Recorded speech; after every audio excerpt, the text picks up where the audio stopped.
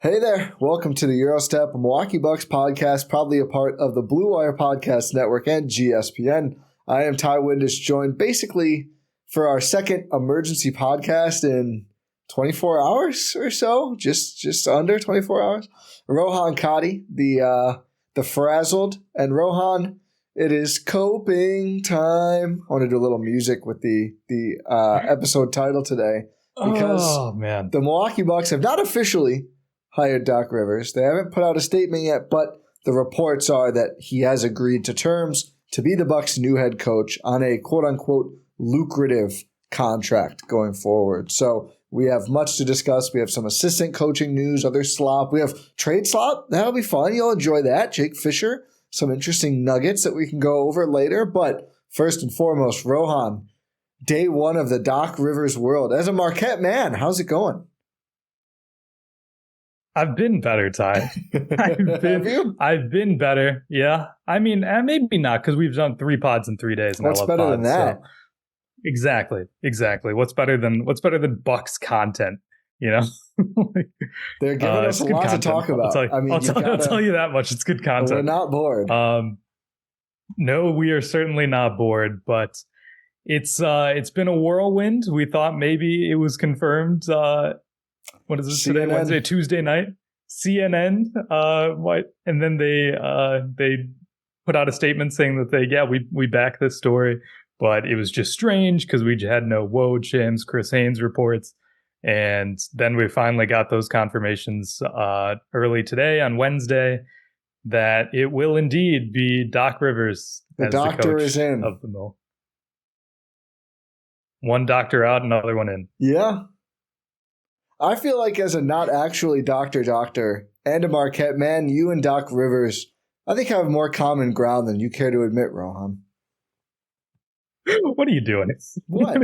You're trying to get me on this Doc Rivers train. You don't have a choice. And I don't have a choice. Because he will be the next coach of the Milwaukee Bucks. And we'll dive into it probably for the foreseeable future. We've got a lot of Doc to discuss. Yeah, but Doc Rivers, we had talked about on yesterday's pod about the coaching change that, it was probably going to be Doc, but we were holding out hope. Maybe it could be a Kenny Atkinson. That never came to fruition. We got additional reporting yesterday that their short list of coaches included Stan Van Gundy and Nate McMillan. I believe that was via Chris Haynes. And I think that made me... that was it was smart to make Doc look better by comparison. I think that was a calculated list that was put out. It very much was a calculated list that was put out. But at the end of the day, Doc Rivers, who again just has been informally consulting with the Bucks for a while now, apparently, is going to be the new head coach of the Milwaukee Bucks. Joe Prunty might get 1 game as interim. If that. So He'll probably get 1 game considering we're recording just before 2:00. The game starts at 7 and the Bucks have not put out an official statement, which means he has not officially been hired. Yeah. But if he gets hired ahead of the 5:15 or whatever it is press conference and he's there, why not? Is a day and a half going to be better to coach Friday than just coaching today on Wednesday? I don't know, man. I don't know how this works. After the game, so it probably doesn't matter. Anyway, we'll see what happens. I think it's a coin flip if he or Prunty coaches, to be honest. Obviously, if they don't officially hire him, it won't be him. But does it? I don't know if it really matters that much, to be honest. So we've got Doc Rivers as the head coach of the Milwaukee Bucks. We've got some other news and now every time I get a notification, I'm jumpy. I feel like anything could happen at this point. Literally anything could happen. This is from Adrian Wojnarowski of ESPN. After a brief courtship, that's one way to put it. It's been 8 hours. Doc Rivers has reached an agreement in principle to become the next coach of the Milwaukee Bucks. Sources told ESPN on Wednesday.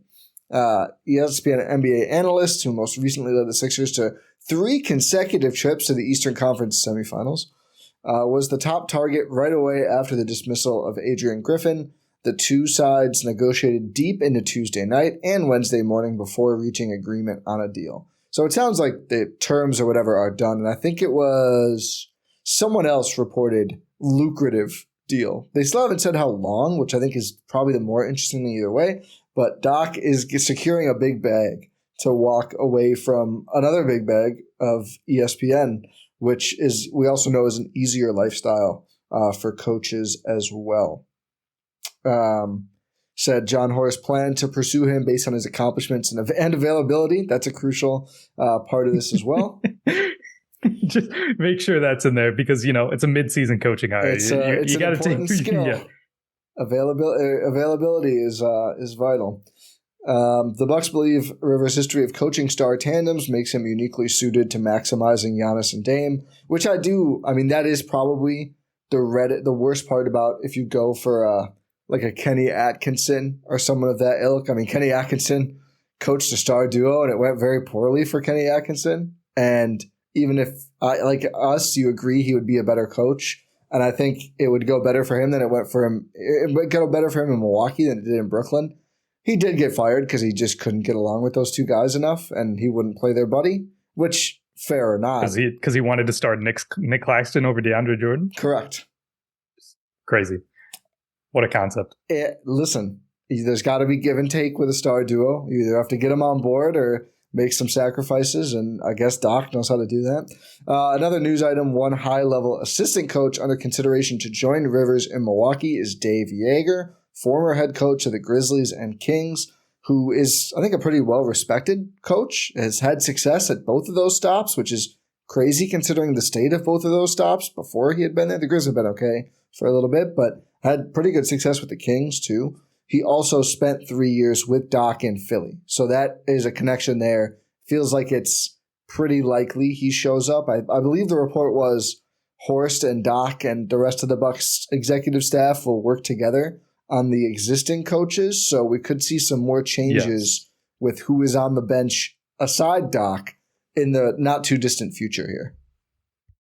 We also have a report from Chris Haynes saying, they'll work together on coaching staff personnel with the expectation of adding to an already great group of coaches.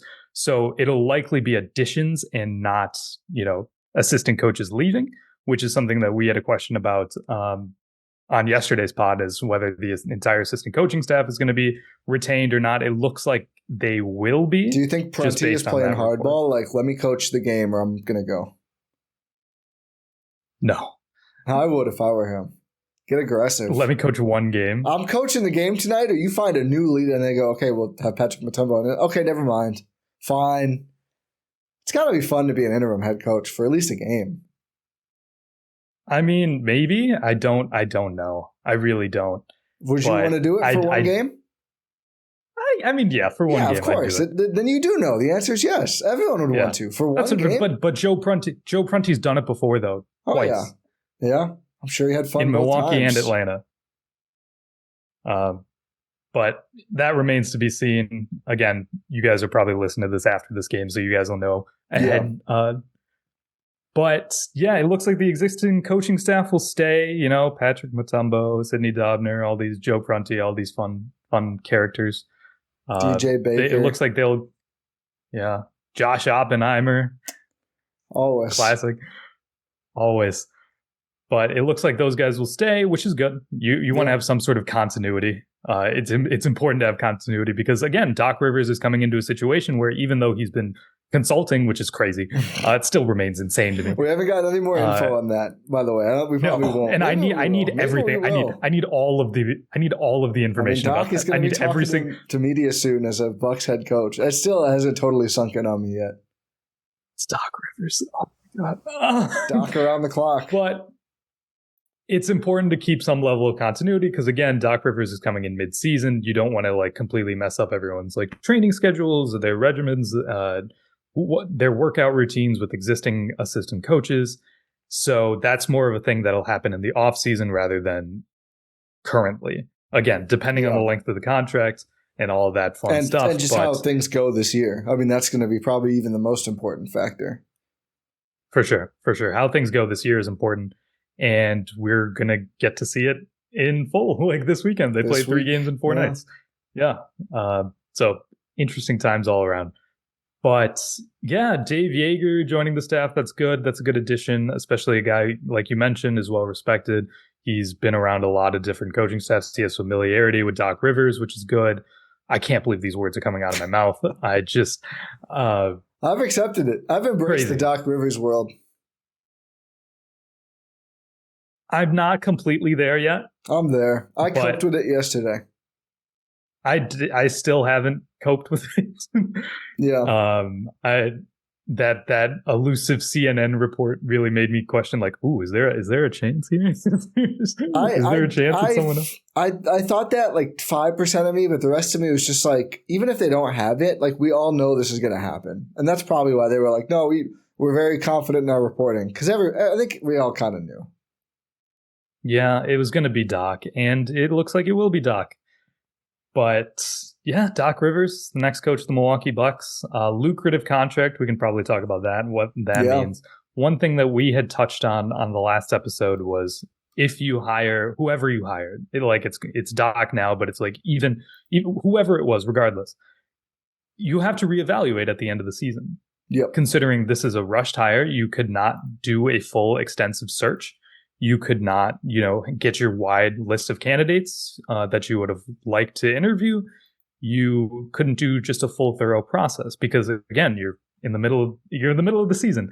Doc Rivers was available. He's a veteran coach. He was available, and that's basically the entire reason he's the coach of the Bucks right now. I believe that if it is a lucrative deal, it has to be more than 1 year. It has to. Like we had pondered that maybe it's like a 1 year deal. So you can like reevaluate at the end of the season and go from there. Yeah. But if it's an expensive contract that's multiple years, while the Bucks are going to be paying 3 coaches' salaries at the same time, as they are going to be right now, Mike Budenholzer, Adrian Griffin, and now Doc Rivers. Yeah. I know Jimmy Haslam has a lot of money. I know all these guys have a lot of money. They're spending it. Credit to them. They're spending it. I don't know if they're going to want to spend any, if they're going to add a 4th coach to that. Well, so the thing I've been pondering with Doc, we all have seen the graphics, all the blown leads and everything else. I still wonder how much of that really has to do with Doc. If we're being honest. If we're being honest, not all of it has to do with Doc, because not everything that happens on a basketball court is because of coaching. Yeah. It's an entire system. It's the collective collaborative effort of the players, the coaching staff, the head coach, and the front office, everyone, the video coordinators, the trainers, everyone. The players. It's one collective system. Especially the players. Somebody tweeted at me and said, the players are going to have to step up and win now. They've put themselves in this situation. And there's been too many tweets to reply to them all, but I was like, as opposed to under any other coach where the players didn't have to do it. Like, of course it comes down to the players. That's the most important thing. That's always been the most important thing. Yeah. No, that's fair. But we have seen Doc struggle with like playoff rotations and stuff like that, which is clearly a coach thing. That is. And failure to really recognize situations where teams are taking advantage, which is what happens when you blow big leads in the playoffs. Marjon Beauchamp assigned to the Herd tonight. Interesting. That's very interesting. So that's very interesting. We had talked about, would Marjon play more? Was there something between Marjon and Adrian Griffin? Apparently not. Apparently his role is not going to change very much, at least immediately. We still don't know if it'll be Joe Prunty or Doc Rivers, but either way, we can put to bed the theory of like maybe Marjon was just in Griffin's doghouse and that's the reason he's not playing. We don't know if he's in a doghouse or what, but assigned to the Herd. Or maybe he's in Joe Prunty's doghouse. Yeah. Or just the org. I don't know. That is so we can put that theory to bed. Very interesting. We can put to bed that it's like Griffin was the only thing standing between Marjon and rotational minutes. Yeah, very interesting, especially with the trade deadline coming up. The Birmingham Squadron are in town. Again? Yeah. They've been doing a lot of, like the NBA, a lot of 2-game series. Yeah. Fair enough. It's a long bus ride to Birmingham. Yeah, that's fair. I don't know if they fly. They might fly. I was going to say they probably fly it. Interesting tidbit. Thank you for pointing that out. Yeah. But yeah, it's just it's a crazy concept to me. It's not really fully one that's set in. Yeah. And But getting back to what we were talking about, the lucrative part of this contract probably means that it's going to be Doc Rivers for at least another year. I agree with you. Yeah. Unless there's like a catastrophic thing that happens. Yeah. Unless Giannis says, I will not play for Doc Rivers. Which I don't think is in his character. No.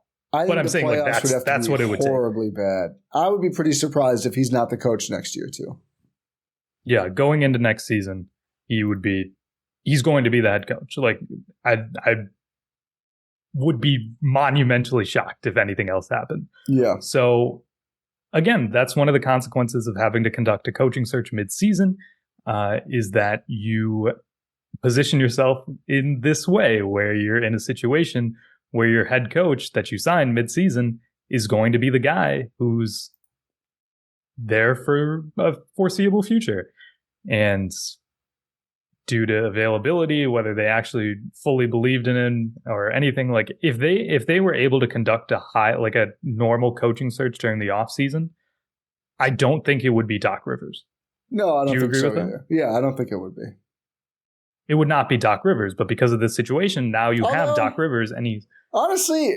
So if they fire Griffin after this year, I think there would be a shot it could still be Doc if nobody else hired him.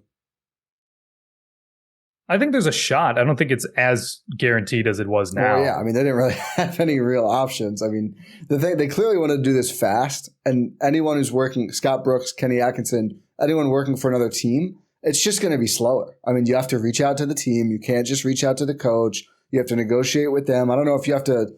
I don't think did the Wolves trade anything to Toronto to hire Finch? I don't think you have to trade for an assistant coach, but there's an extra layer of red tape and complications when clearly the Bucks didn't just want to get someone in place by All-Star. They got someone in place within 24 hours of officially firing Griffin. They wanted this. I mean, not yet, but basically. They wanted this to be happening now. And I just think, there were probably not really any other options besides someone like Doc, who was just available. I do think they probably would have always gone with someone who had an extensive history after Griffin. I don't think, and maybe, I'm not saying that rules out Kenny Atkinson for sure, or someone like that, but I don't think it would be another first-time head coach after. I think this went too bad. And absolutely not. This was the worst-case scenario, really. We didn't think they were going to go for a first-time head coach this past offseason when they hired Adrian Griffin. We thought they're in such a situation now with firing Mike Budenholzer with a title-ready team that you can't take a risk like that. And I guess we were kind of proven right in that. Yeah. But it's an unfortunate situation for Adrian Griffin, but we didn't think they were going to do that in the first place. And especially when you take that initial risk and it doesn't work out in your favor whatsoever, there's 0% chance that they would hire someone who's never been a head coach in the NBA. Correct. I believe I read that over the last couple of weeks, Jon Horst and assistant GM, or I might be getting the title wrong exactly, but basically that, Milt Newton. Yeah. We're sitting in on practices and stuff carefully, watching how Griffin was doing. I mean, I think the writing was on the wall. So I've seen an idea of did Doc force out Adrian Griffin to get the job? I don't think he had to do that. No, I don't think I've seen some either. Is this shady by Doc? I think. I mean, him being around probably exacerbated it. We don't know, but exactly, we don't know. Something could have happened behind the scenes. We genuinely will. We don't know. But I don't agree with the idea that I don't think Doc got Adrian Griffin fired. I mean, we can't say he did or he didn't. I feel pretty confident that he didn't. With all the stuff that's coming out about I'm not reporting this, but just reading. The players were unhappy with the defense. Dame was unhappy. It seems like not directly, but is unhappy with his role in the offense. The defense is scrambled. It's not executing right. They got blown out in front of the new owner, which was bad. Giannis had the quotes about defense. Giannis is drawing up a play on the sideline. I don't think all of this happens, and then it's just somehow Doc maneuvers his way in from this advisory role and is the one who said you have to get rid of Adrian Griffin. I don't think. That's just my that's fair. personal. That's fair. That's very valid. I've just seen this idea that Doc is coming in as a snake. I think Doc was right place, right time for sure, and has been opportunistic about this. He positioned himself well. Yeah, but also I don't think if like if Doc says no, I think they still might move on and probably do. I don't know who Joe Prunty for the rest of the year. I don't know. Yeah, maybe then you conduct like a little bit of a longer search. Who knows? Yeah.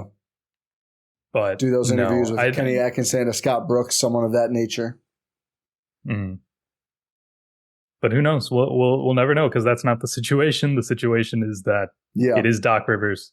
He is the coach of the Milwaukee Bucks. Bringing in probably, again, it's not official or nothing, but after we can pretty safely assume that one guy who's going to be coming is probably Dave Yeager. Yeah. And here we are, Ty. Here we are. So this is, you said it's coping time. Yeah. Give me the full optimistic look at So this. I've got this. Actually, someone helped me out here. Jordan Christmas, who provides great tweets. You should follow him at Jordan_Xmas. He is a Sixers fan. He's based out in California. But this is what he replied to me on Twitter, and I thought this was a good little rundown. So this starts with, as a certified Doc hater. So this is not a pro-Doc bias breakdown from Jordan. But as a certified Doc hater, I will give him these redeeming qualities. 1, he'll have a good plan A for the personnel he has. Beyond that, beyond that, and then like the blue, icy, like cringe face. So not a good plan B. But just to riff off that number 1 point, I mean, the Bucks haven't really had a good plan A this season. So that is probably actually better, unfortunately. 2, vets will actually respect him. Jordan put unlike with Griffin. I think that's probably valid too. Like, I think for all the, online jokes about Doc and everything, I do think in the actual NBA community, he is well respected and would imagine that players will be on the same page more. 3 is good at giving other players a condensed role. That's one I'm really going to track. Like, how does someone like Pat Connaughton's role change? Like, is he going to get thrust back into big minutes after kind of losing them with his play? Or, how much will those things be factored in? I mean, it's going to be fascinating to see how the rotation changes, or if it does, under Doc versus before. Obviously, he had some insight or some communication with Griffin and the team in the last month. So maybe he's been on board with these things. Maybe he doesn't have an opinion. We'll find out. He will certainly get one. And then 4 is some all-time media moments, and that's just a fun one for us. So that is the from a certified Doc hater optimistic case for Doc Rivers. So what are your thoughts on those 4 points, Rohan? I mean, it's fair. Like, those are all valid points. I'm not trying to come out here and say like, oh yeah, Doc Rivers is going to tank this franchise. It's the ultimately wrong hire. I'm disappointed that it had to happen this way. I'm more just upset that there's been circumstances that's leading to Doc Rivers being the coach of the Milwaukee Bucks. Yeah. Doc Rivers himself in a vacuum, like as just the head coach of the Bucks, I mean, he's going to raise the floor of this team. Yeah. He 100%. will. Because like you mentioned, like the first point you mentioned about having like just a base. The Bucks have been searching all year for a base, mostly on defense, on offense too, but mostly on defense, just some sort of base scheme that they can really rely upon. They've been searching halfway through the season, and they've been coming up empty, really. And Doc Rivers, whether for good or for ill in this situation, is going to have a base defense. They're going to have base schemes that they really rely upon because he has 24 years of coaching experience in the NBA. He's he knows his way around. He's not trying to learn on the job like Adrian Griffin was. He's been around this. He's done this rodeo for a long time. Maybe some might say too long of a time, but he's done it and he's been there. So having a base defense, base offense, like schemes you can rely upon is really, really good. In terms of like being able to condense guys' roles, that's also something that caught my ear when you said that. In that, like, what do you do with a guy like a Pat Connaughton? What if trades happen? What do you do with a guy like an AJ Green or a Marjon Beauchamp or Malik Beasley? Are you able to really like turn these guys into specialists? Do you want that?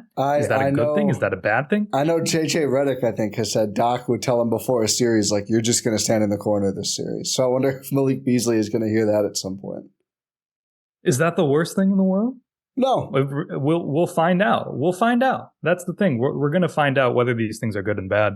One thing I will say I will trust Doc Rivers on is that he's going to be able to realize what works and what doesn't quicker than Adrian Griffin, because he just has that much more experience working with different types of players. Like if we look at these eras of Doc Rivers basketball, you want to go back to let's start with the Celtics to be easier. If you start with the Celtics, you have that KG, Paul Pierce, Ray Allen, Rondo team that wins the title, goes to the finals again. And it's a completely different sport. Like I was talking about yesterday, it's just a different sport of basketball entirely. Doc and Tibbs, I think, like redefined NBA defense in that core. They did. Tibbs is the assistant, the defensive assistant before he got the Bulls job. Mm-hmm. And that's the reason he got the Bulls job, is because he was the architect of that defense.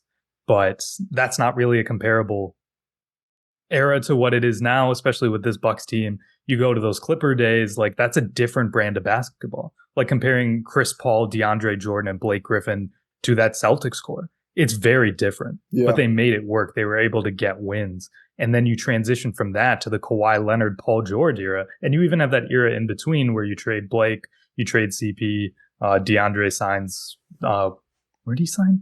Where did he go first? Mavs? Did he go to the Mavs? Did he actually go to the Mavs? I don't remember. He might have. Yeah. No, that was JaVale did. It doesn't matter. He went somewhere else. Yeah, but you have that era where it's like Lou Will, Montrezl Harrell, rookie year SGA, and they were good. They were a good team. He was able to maximize roles. And then you transition to 1 year of Kawhi Leonard and Paul George. Again, completely different than any of the players that we had mentioned earlier, those groups that we had mentioned earlier, and didn't really work out well for him. Yeah. And then you transition to the Philadelphia 76ers, and you get a Ben Simmons, Joel Embiid team. Very, very different. Was that the Jimmy Butler year? I feel like no, that was 2019. That was 2019. I think Brett Brown was that was Brett Brown. That was Brett Brown. Yeah, because that was 2019. So in 2020, when he starts with the Sixers, you have Tobias Harris, you have Joel Embiid, you have Ben Simmons. Again, very different team than what they are now. And again, you go through the Harden era too, and now you have, he wasn't there for the post-Harden era. Yeah. But just my point overall is that there have been so many different iterations of basketball teams that he has coached, and they've all played very different. Yeah. So I'm confident in Doc Rivers' ability to really take this group and mold it into something. Yeah. Because this is a group without an identity. They don't know who they are. They don't know what they're going to be, how they're supposed to be playing on either end of the court. Doc Rivers will turn them into something. Is that something going to be a title-winning team? Maybe. Who's to say? They have the talent to do so. They definitely have the talent to do so. Yeah. Is he going to turn them into a title-winning team? Maybe. Is he going to turn them into something? Absolutely. Which is what they did not have. I think with Doc, it almost feels like he will put the players in a position to win series, but like he's not going to make probably the dynamic adjustment that he's not going to do something like Spo would do, right? Like you're not going to see all these different adjustments. I think the Bucks, kind of funnily enough, like they were for a lot of the time under Mike Budenholzer, are going to have a mode and they're just going to play that mode. But the difference is, of course, like I think offensively, and if their mode is good enough, they probably won't need to defer from it that much. They have Damon Giannis exactly. now. Like that is a huge advantage. It's. I almost feel like going from Bud to Rivers is a lateral move. I think it's in the same bracket for sure. Yeah, I almost feel like there's no obviously there's going to be a lot of discernible differences. Yeah. But in terms of like your overall tier as a coach and what this coach is going to prepare you for, I don't feel like it's a crazy jump in either direction. I agree. Between Bud and Rivers. So one thing that we really were able to go and see in the Mike Budenholzer era was that a lot of the times the problem was that the offense would bog down. The offense would bog down. You have the talent now where it doesn't matter. It really doesn't. If you want to look at this Bucks team that's 30 and 13, excuse me, not 33 and 10, that hasn't had an identity on offense, they've been one of the most potent offenses in the league. So if you're able to just have some sort of base and maybe improve a little upon it, it won't really matter. Like if you put Dame, if you had this team and Mike Budenholzer was the coach, I would feel the same way. I would feel that, yeah, this team should win a title. That's why it's been easy for me to cope, because that's a pretty good place to be. It's a very good place to be. But my entire thing is like the process that got us here, a total in mess. The sense that an absolute debacle. It's a disaster. Yeah. You have like this coach in Mike Budenholzer, and again, a lot of things change. You don't know you're getting Damian Lillard. Nope. You don't. No clue. You have this series where you get absolutely embarrassed in the playoffs. And sure, Giannis was hurt. You still got embarrassed. Yeah. You got embarrassed. Something had to give. Absolutely something had to change. Something. They didn't know they were going to get Dame. Chris Middleton and Brook Lopez were free agents. So your only real moves are involving Drew Holiday or Giannis. You're not touching Giannis. Yeah. So what are you going to do with Drew Holiday? And again, where's that upgrade coming? They did not know that they were going to get the Dame trade request. They did not know that they were going to be a team that Dame wanted to go to. They didn't know that they were going to be able to get this deal done when they fired Mike Budenholzer. So you make that decision to fire Mike Budenholzer, and you get this team now where it's even constructed before the Dame trade to be more offense heavy. You let some of your defensive players go. Obviously, Drew's part of the trade. You don't really replace him as a perimeter defender. You let Wes Matthews walk and go to Atlanta. You have all of these. Javon, you let Javon go and sign with the Bulls. No, like you're letting these guys go and bringing in more offensive minded players. Like you're bringing in Malik Beasley. Like you're bringing in these types of guys to really be offensive weapons for this team. And you rely on, oh yeah, Drew Holiday will clean all this up. You make the Dame trade. I almost feel like I know we've talked privately about this, but I want to bring this up. If the Bucks knew that they had a Damian Lillard trade, I don't think they would have fired Mike Budenholzer. I think they might have gone a different direction with their coaching search, but I still think they would have. I just feel like sometimes the time comes. It's like sometimes really the time does rare. come, and it's really rare for a coach to last more than the 5 years Bud resided at the helm of the Bucks. Especially considering we got a bunch of stuff afterwards about like Giannis and his relationship with. That's probably true. Maybe they go a different direction, Maybe but I think it's with a more sure thing coach. I think there's a conversation about keeping him. Maybe, yeah. I think there's discussion about like, hey, like because I mentioned something had to change after the series. It was either going to be Bud, Drew, or Giannis. Yeah. And if it's Drew, maybe you have that conversation about, hey, maybe we keep Mike Budenholzer. But again, all this to say is it feels sort of like a lateral move when you wanted to have an upgrade and you didn't get one. You went through all of this process. You went through now your third coach in a year to not upgrade, to not really make a sizable addition to your coaching staff. Like I think that's always the risk, though. It is the risk, and like again, credit to the front office. It didn't work with Adrian Griffin. They made the decision, and they immediately went and got someone who can sort of replicate what they were at, which is like fine, but. You go through this you frankly get embarrassed again, like throughout this entire process. And you put on this, it's a debacle that the world is watching just for you to make essentially a lateral move. Yeah. But which is now we're here. So we have more insight. Now we're here. We have more insight on what Doc might want to do. Nathan Marzione, who I think everyone who listens to any Bucks podcast already knows about, but you can follow him on Twitter at Nathan Marzione, compiled his Doc's Bucks takes on the Bill Simmons podcast. But Doc has been going on Bill Simmons and said a lot about the Bucks, and these are interesting to look at now because he's going to be coaching the team. So we'll go through these bullet points. 1, this is a finals team. They'll figure it out, but it will take time. Pretty self-explanatory. Doc has not been anti. He's like, I gotta be a consultant for a little while longer. First and foremost, have to figure out how to play with Giannis and Dame, of course. First two, relatively uninteresting. Number 3, needs to do more Dame Giannis 2-man game with Giannis used more as a screener, roller, and a straight line driver. So this is obviously something that has been a big topic of conversation around the Bucks since the preseason, since the first time we saw Giannis and Dame play.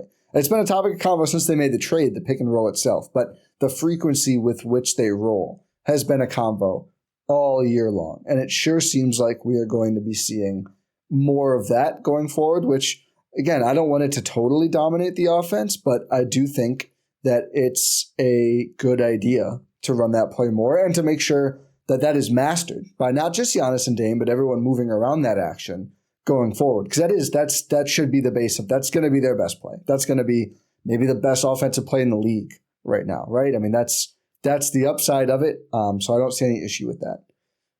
At times, ball could be thrown ahead more to Dame and should play more through Dame.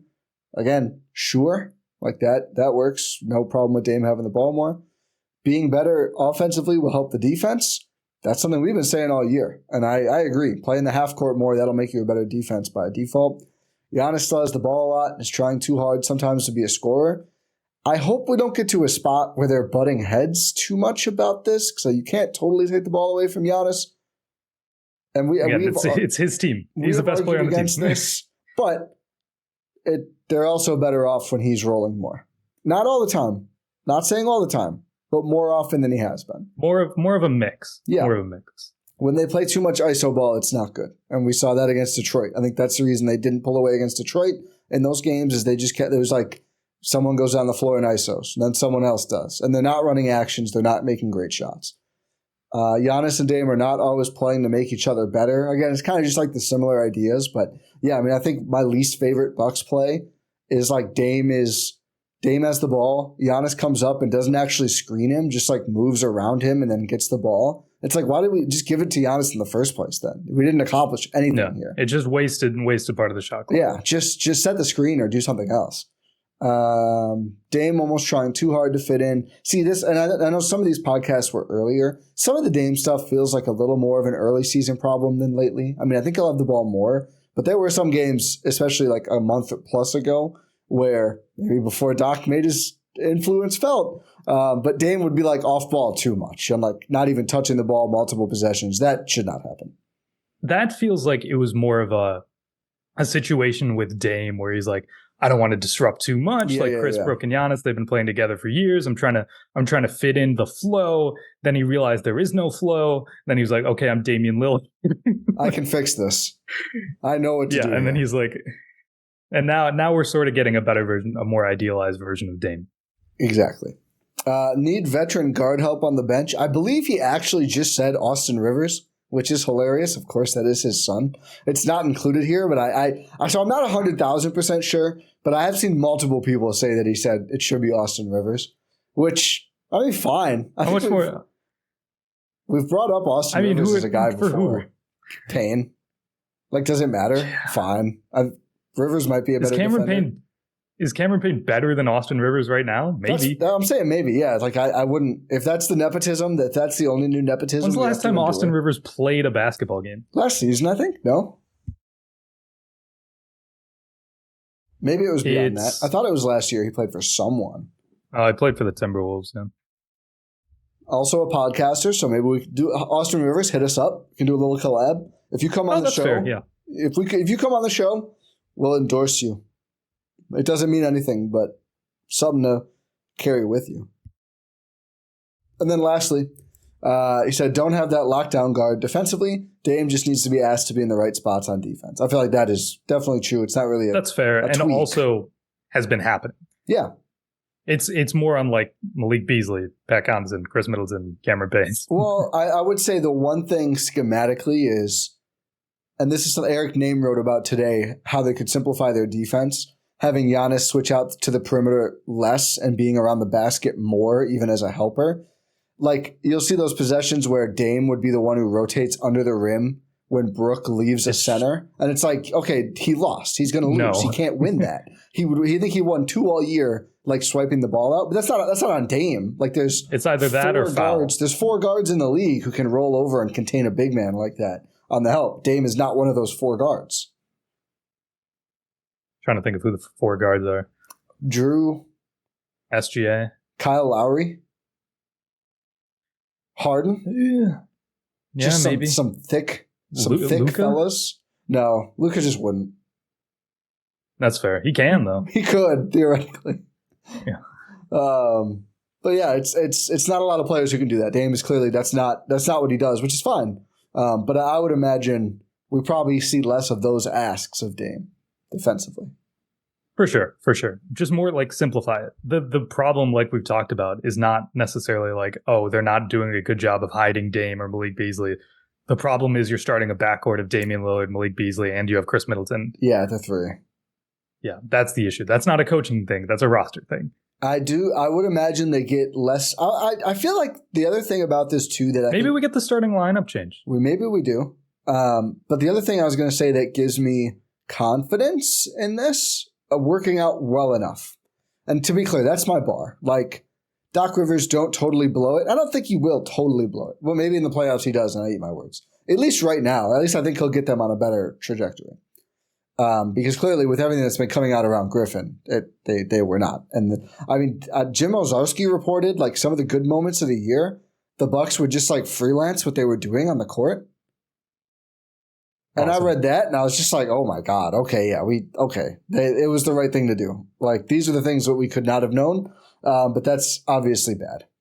Anyway, I bet they go back to some things that they're more used to doing, though. And obviously, Doc, is that distinguished coach. He will have his input, but I'm going to guess bringing Brook away from the rim is totally going to be gone. I'm going to guess blitzing and trapping probably goes away to a considerable extent. I'm going to guess they're probably less aggressive on the offensive rebounds, which has sort of been scaled back, but like these ideas that just haven't really been working, I think are going to go away, and we'll see how much impact they're going to play lower. They're just going to play lower defensively. You're not going to just be playing so high, so aggressive. Especially because they're bottom 10 in turnover percentage forced. Probably. I'm pretty sure they're in the 20s on almost every defensive metric. Yeah. So they're a bad defensive team. Yeah. So, there's going to be a lot of stuff with Doc Rivers where it's going to be I think I'm coming to the point where it's he's absolutely going to raise the floor of this team. It's just, one, I'm upset at the process and how it ended up at Doc. Yeah. And two, who knows? Doc might Doc. Yeah, he might. There's plenty of evidence. Just look at the last 10 years. Yeah. 20, yeah. Although there's one really good run in there. There was two really good runs. I would say, I think, and obviously this is after the fact copium. This is after the fact copium, but again, you wouldn't expect those teams that he coached to win the finals every year. You can say they underachieved in many of those years. I don't think all of them were on Doc. I know there were some injuries that cropped up, especially with the Clippers in those runs as well. I think KG missed a series that they lost to the Magic when the Magic went to the finals. I was looking through, someone did the full pro Doc Rivers propaganda thing, and there was some excuse for every year. But the Hawks one, Ben Simmons just dunks and they win that. Yeah. I think the argument is, hey, you went to Game 7 against the Hawks. That's fair. Bucks went to Game 6 against them. Yeah. Yeah, they didn't have their best player. Yeah. Joel did the Sixers really have Ben Simmons in that series, though? They did, yeah. The real Ben Simmons? They had Ben. I mean, that's more than you can ask for. Ben Simmons was playing basketball. I'd count that as Ben Simmons was there, considering he hasn't played basketball in a while. Well, yeah, you get less Ben Simmons now. I just mean it was a different Ben Simmons than they saw the first couple of years in Philly. For sure. 100%. Anyway, we have trade slop too. Yeah, let's slop it up. Slop it up. Jake Fischer wrote a big article all about, there's some coaching stuff in here too and some more details that is worth a full read. But Milwaukee is exploring a range of options to improve its perimeter defense. According to league sources, Milwaukee has contacted various teams about what it could return with the second-round pick it will receive from Portland, which currently stands at 45. To your point in a recent episode, Rohan, there are some front office figures who view that type of selection as more valuable or the equivalent of a late first-rounder because of the tax implications, because it's not bound to a rookie-scale contract. New York, as an example, dealt Detroit's 2024 second, projected at 31, to Toronto as part of its package for OG Anunoby instead of first-round picks. No, that does not mean the Bucks will get an OG Anunoby for their second-round pick, but there is real value there. And then here's the real meat of the slop, With their early second, the Bucks are considering different combos of trades that could move veteran wing Pat Connaughton plus reserve guard Cameron Payne, sources said, to fortify. Payne fell out of Griffin's rotation, so his playing time could change with the change to Doc. But if Payne's circumstances don't improve, I'm paraphrasing some of this now, it would appear the veteran ball handler would be amenable to a new situation where he could reclaim another chance at helping a bench unit compete. The combined $12.5 million salary between Connaughton and Payne would put Milwaukee in position to land several targets. Matisse Thybulle, PJ Tucker, Alex Caruso all mentioned, although Jake says that would be a dream outcome. Chicago has indicated they need multiple firsts if they move him at all. And then, that's not happening. But anyway, no. Dejounte Murray and Bruce Brown are the loftier targets. The Bucks would have to include Portis.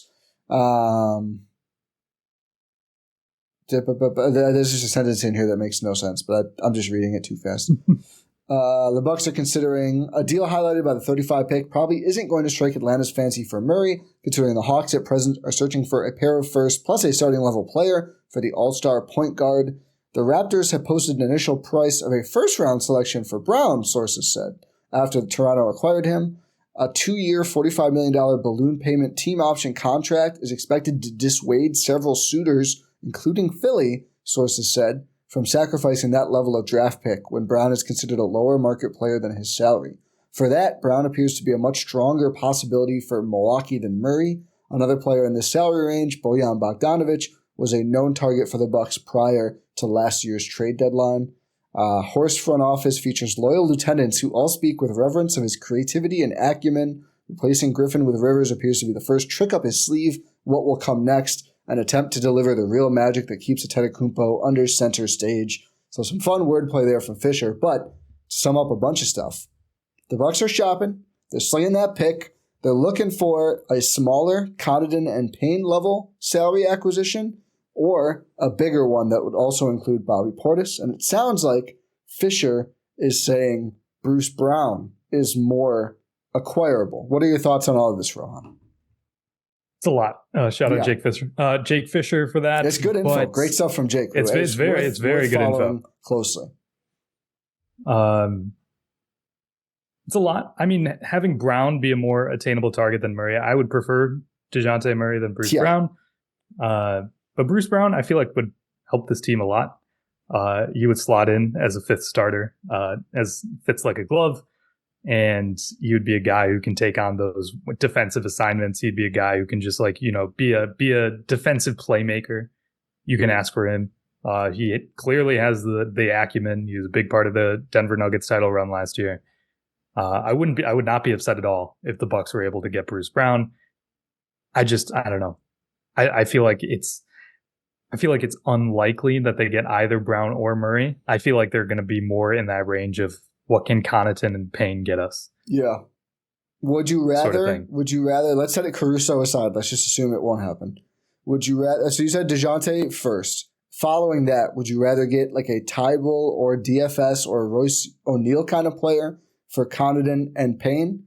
Or do Portis and Connaughton for Bruce Brown? I almost might do like a... See, I like that archetype of player in the Thybulle, DFS, Royce O'Neal, but I don't like those players, if that makes any sense. Like, I'd like a guy like that, but not those three, you know? So just a mythical, another player who's like them, but better. Yes, exactly. That's like a Bruce Brown. Well, that's why I asked Bruce Brown or one of those guys. But the thing is, like, that's the thing, is a salary. It's the salary issue, because it's like, if you have to give up Bobby Portis, does Bobby Portis have his issues with this team? Yes. Do I think he's like the end all be all for this team? No. What if they sign Biz too? It all comes back to Big Biz. It does come down to Big Biz, but also where does your bench scoring come from? Is it solely relying upon Malik Beasley? And just staggering the other guys, yeah. I guess. But you just lose like more than 10 points a game. Yeah. I mean, how much is Bruce Brown scoring right now? Not probably that much, 10 I would say. But he's not a guy. He's more of like a glue guy in a starting lineup than like a scorer. Yeah, Bobby Portis is a scorer. Bees then. I think Bees is your bench scorer at that point. And of course, that's what I was asking. When you're healthy, it's Bees and Chris, which I think probably does enough for you. He's averaging Austin 12. Rivers. Is that more than Bobby? I think Bobby's averaging like 13 or something.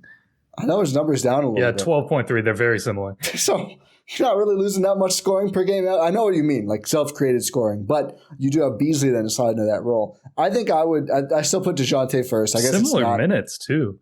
So that's what I'm saying, man. Like Bruce Brown has that little floater game that's honestly really good. I would prefer Dejounte and then Bruce Brown and then one of those players. Caruso would rate in higher than maybe either. But probably not Dejounte. I just think he's really good, actually. But higher than Brown for me, but I don't think that's likely. I think I'd take Bruce Brown over Alex Caruso. Am I hyping up Caruso too much? I think he's a guy who unfortunately does happen to have a lot of injury history. I know. I bring that up every time, and I'm probably a broken record, but it is concerning. Yeah, maybe you're right. It is a little concerning, and also like the Bulls just aren't going to make a trade. I know. Isn't it true that the Bulls haven't made a trade since 2020? Really? I think, or 2021. It's been multiple years since they've made a trade. Can I look this up quickly enough? Maybe. Was it the last trade getting Jabari? Maybe it's in-season trade. Maybe their last trade was getting Jabari. I think it was technically getting DeMar. Oh, yeah, that was certainly a trade. Oh, boy. But this has recalled. Let me put in trade. But my point is that the Bulls don't really make a ton of trades. And they're more likely to keep the status quo rather than, uproot their entire team. I mean, Zach LaVine's been like quietly wanting a trade for like a year and a half now, and he's still just there. I don't believe they made any trades this season. I'm going to last year. They're not a team that makes a lot of trades. They got draft rights to someone, but I don't think they traded any veteran players. Anyway, doesn't matter. Bruce Brown would be really good, I think. And he would obviously start, and then Malik comes off the bench. And you need to sign a big. So whether it's Big Biz or someone else, I mean, if any Bobby trade, you just need to sign a big man. Unless Doc is a big Robin Lopez guy, in which case, God save us all. Their last year, I pulled it up. Their last trade was August 28th, 2021, where they traded it was the sign and trade for Lauri Markkanen. Oh, yeah. They got Derek Jones Jr. and 2 picks. And then Portland got Larry Nance, Cleveland got Lauri Markkanen. But before that, it's just in June, it was a draft rights thing. They got Julian Phillips, like a fake player, for 2 second-round picks. I think he's still on their roster because, they just never trade anyone. As well as, was it 97 Drell or whatever? He's still there. He got a real contract, 97 Drell. Remember? I forgot when we watched that Bulls-Bucks game at noon on a Sunday? Yeah. 97 Drell. That was a preseason game, right? Yeah. Yeah, I think he got a real contract or a two-way or something. He's shout out 97 Drell. 97 Drell. But yeah, the Chicago Bulls just don't make a ton of trades, which is my point, trying to say that they're not very likely to make a Caruso trade, especially to the Bucks, honestly, too. It would be really interesting if the Raptors and Bucks traded. That also seems a little unlikely, but Toronto is kind of hoarding mid to late picks in this upcoming draft. So they could get 35 from Portland, too, and then have just a ton of ammo to move around in this first round as they try to rebuild around Scotty Barnes. Yeah. It's interesting, especially because doesn't want Bruce Brown. I think it's because of the cap hold. Because as we talked about, you can decline the team option and sign him pretty easily, but he would count as a big cap hold, which ruins Morey's fetishized cap space. So that's probably it. No, for sure.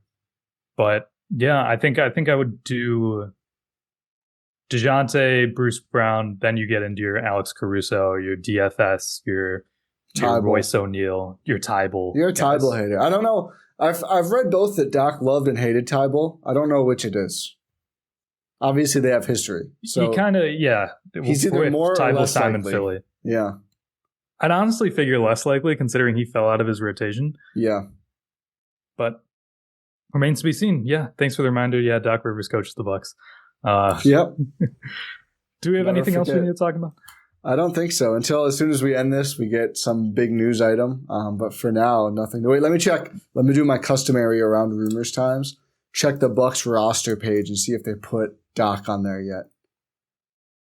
I doubt it, considering the hire isn't official. But sometimes they slip up. No. It's still funny. The only one who has a picture is Joe Prunty. Yeah. Okay. Apparently, I'm reading a article, like it's a tell-all behind the scenes by Ramona Shelburne and Jamal Collier of ESPN. Dude, there's so much content about this.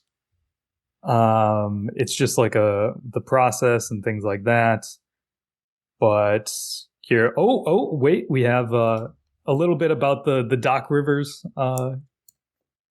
informal consulting process. Ooh. Peers around the league saw the bubbling chaos and started calling Griffin to offer advice and support. Among them were former Memphis Grizzlies coach Lionel Hollins and ESPN analyst and former Philadelphia 76ers coach Doc Rivers, both of whom had a long personal history with Griffin and share the same coaching agent. That's interesting. Rivers had several conversations with Griffin over the past few months and became something of an informal mentor for him. In parentheses, he will now succeed him as the head coach. Yeah. And that's it. Yeah, I don't know.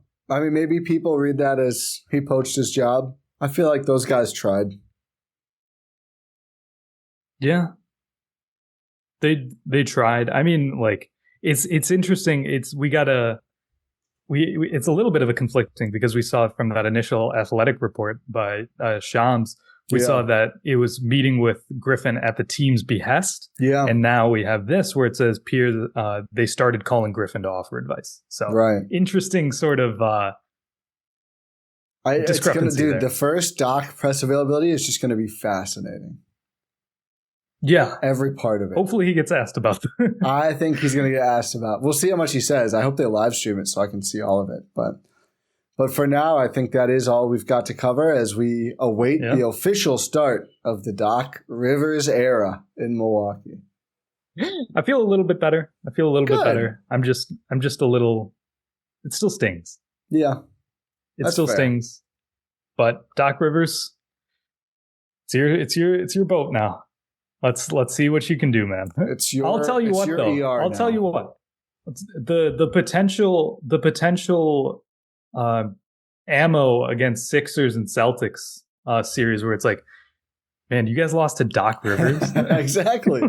Well, I have seen there's like a hilarious undertone to a lot of this stuff I see from Sixers fans where it's like, so funny, hilarious. If we lose to Doc, I will actually stop rooting for the Sixers. And I think that would be tremendous content. It would be tremendous content. I've got something good to leave you with. Oh. In 2021, the Bucks never held a 3-1 lead. They know how to do this without even getting in that position. When you lose the first two games of the series, you can't really blow the series, Rohan. That's fair. You know, that's really fair. The Bucks are not new to this. They're true to this. Yeah. I don't know if that makes me feel better.